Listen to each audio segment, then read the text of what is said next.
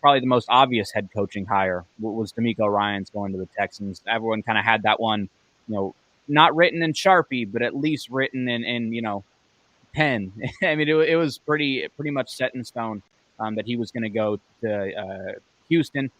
It's probably again, I there's not a whole lot of coaching hires throughout this cycle that I really dislike. DeMeco Ryans, I think he is one of those guys where I think it makes sense to bring in a defensive guy. Like I think him, Yeah. Robert Saleh is another one of those like guys who I think that they're not just a defensive head coach. I think they can also be a culture guy. Like I think you can't just bring in like a defensive guru and expect your team to go that way. Like Brandon Staley, for example, like we thought he was a defensive guru, but he's for sure not a culture guy because that team looks exactly how they've looked for pretty much my entire lifetime with losing in impossible fashion. So I think the Texans hire here with DeMeco Ryans is very fantastic. I think he also went to not necessarily the best situation, but I mean they have the number two overall pick. They can kind of do whatever they want. I don't think that Chicago is going to take a quarterback number one overall, and I don't know what someone's going to have to give up for that number one overall pick. So I think that they are in position to wind up getting Bryce Young or whoever they do wind up liking at quarterback. But I really like the hire. I think maybe it's not going to look super great this year because I don't think that roster is uber talented. But I think that as time goes on and they give him more time and they put more talent on that roster, I think he's going to be able to get the most out of them.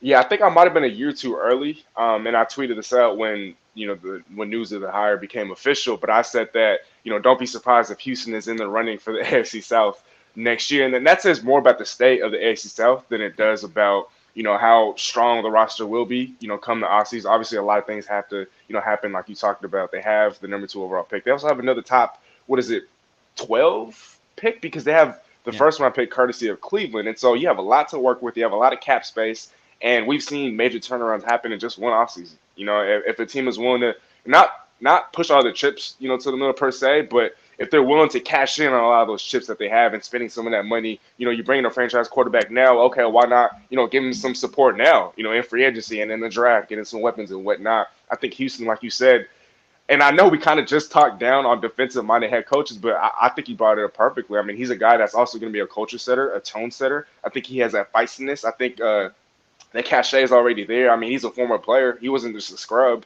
He wasn't just another guy in the NFL. He used to be a star linebacker. I remember playing Madden back in the day, and anytime I'd create or work with a team on franchise mode, DeMeco Ryans was always a linebacker that I wanted on my team. He was just that good as a linebacker. And so now as a head coach, we've seen him prove his worth, with the San Francisco 49ers. We've seen what he can do. And so I love this hire. I mean, I just think that he has this magnetic pull. He's going to be a very player friendly type of coach, and I think a lot of the guys are going to be able to kind of rally around him. He's going to be able to rally troops, galvanize the troops, and I think he's the perfect hire. Again, he also used to play for the Texans, and so there is familiarity there. And I think Houston, I mean, they had the potential to make a huge turnaround. I could see them winning 6 or 7 games, maybe 8 games, in their first season with DeMeco Ryans. And like you said, I think he is one of those guys, one of those defensive-minded guys that could potentially lead this team to, I don't know, a Super Bowl down the road. He's just that sort of guy.